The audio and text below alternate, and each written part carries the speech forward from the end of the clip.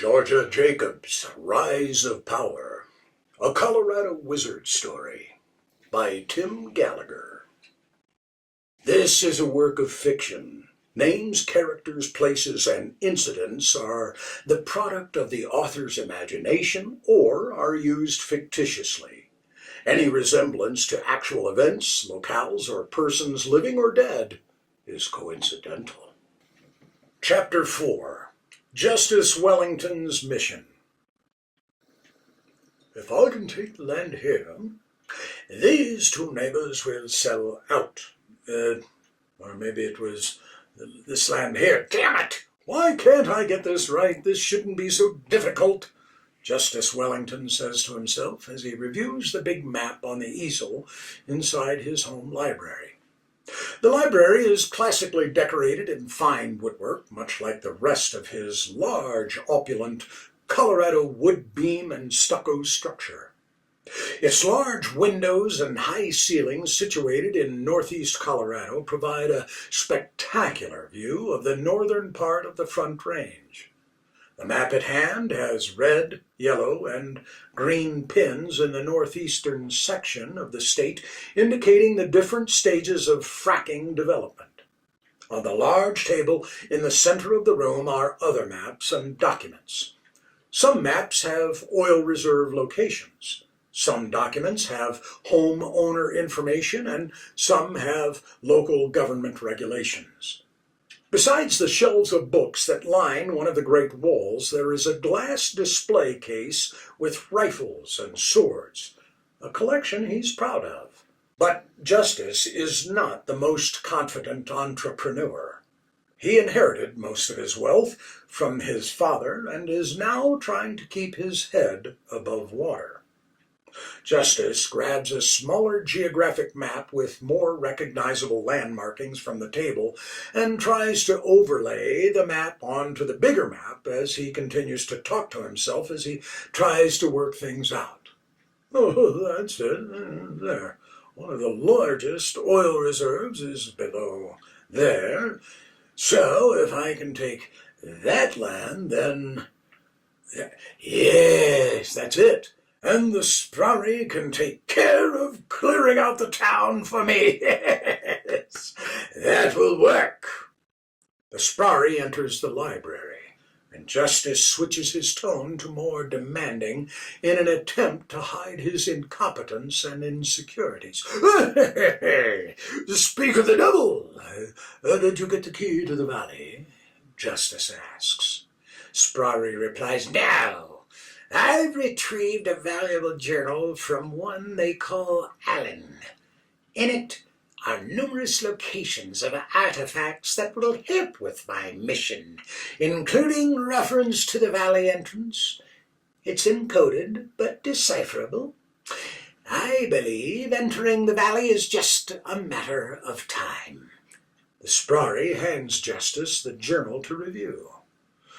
If I had time, I wouldn't have conjured you up, Justice says as he scans the journal, quickly flipping through the pages. I knew I shouldn't have trusted Decker and his crazy witchcraft scheme.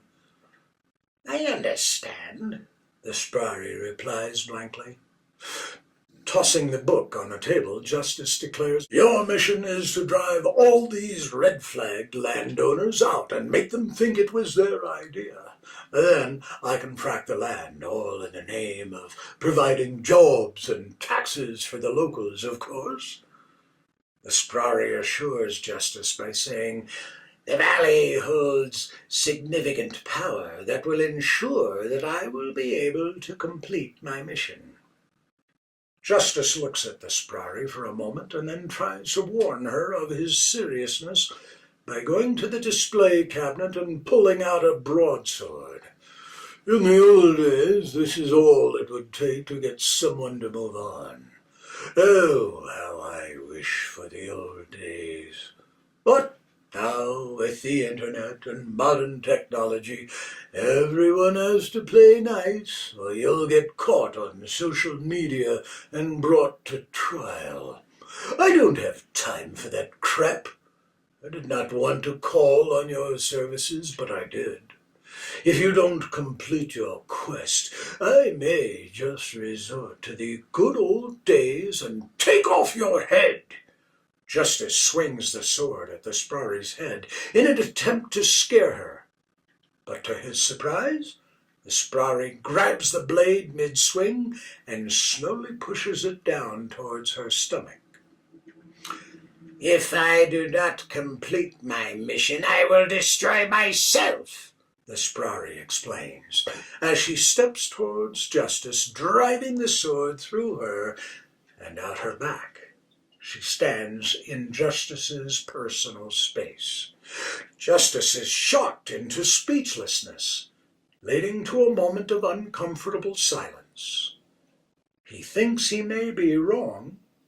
He cannot intimidate or impress this Sprari with his misguided show of cruelty, but at least for some reason he's still in control of it. For now, we are both bound by the mission you've set out for me, the Sprari says, and backs off the sword, which slides out of her stomach. Justice thinks it strange for a moment there is no blood, but then remembers she's not human.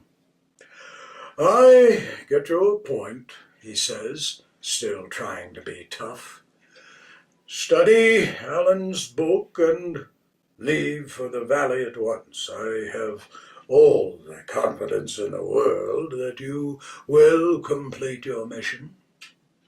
Thank you, sir. Knowing that gives me strength, the Sprari replies, then exits the library. Justice is left standing there alone again, inspecting the sword, making sure it was not ruined by being inside a conjured spirit. He polishes the sword and places it back in the cabinet, then turns his attention to the map of his growing fracking empire. End of Chapter 4. I'm Neal Rohrer. Join us next time for another chapter of Georgia Jacobs' Rise of Power.